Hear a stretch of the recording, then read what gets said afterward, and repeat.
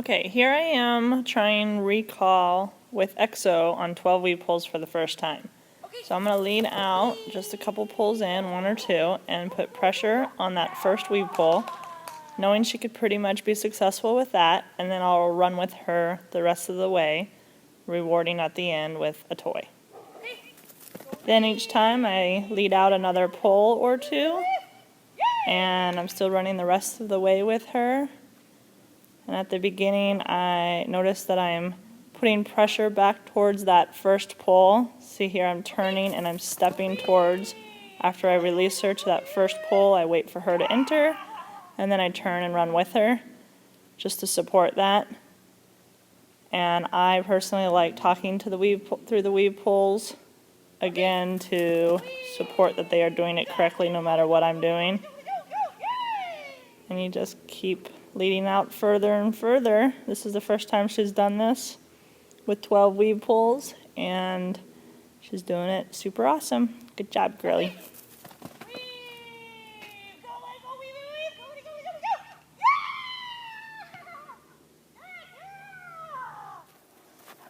Okay, now let's show you the second way that you could teach the recall. Here is the monk, aka Griffin, and he also has never recalled through 12 weave pulls. So here I'm just recalling him through 3 pulls, rewarding him on my left, and once he was successful with that, now it's 4 weave pulls, rewarding him on my right, which would be the side he was going to exit on, and you just keep adding 1 more pull.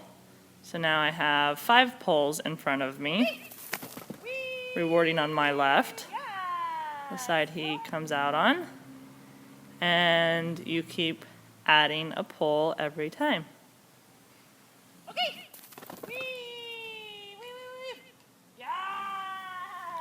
And that was Monk doing 6 weave pulls. So if you want to keep doing 12, just keep adding another pull.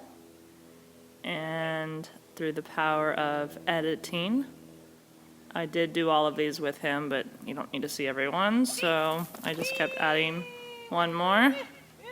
Here he is in 8 weave pulls. And then 9, 10, 11, 12, until you could do all of them. If your dog doesn't have a good lead out, you could have someone hold them. That's perfectly fine. And if at any point your dog runs past the weave pulls, I kind of had the whole, what happened? Look here. And I think it's best to just start at the weave pulls. 1, so he doesn't have the momentum and excitement into it.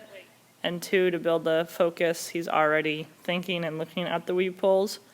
As you see, once I did that, I even made it a little easier by going a couple pulls ahead.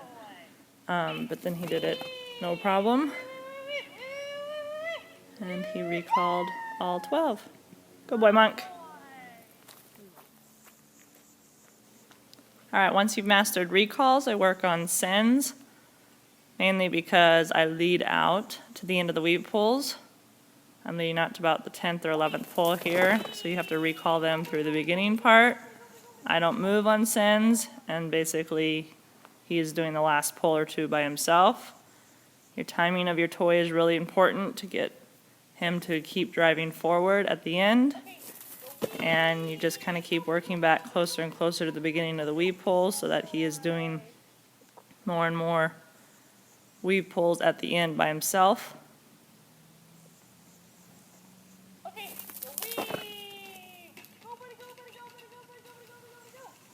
And you just keep letting the dog finish the weave pulls more and more by keep leading out less and less.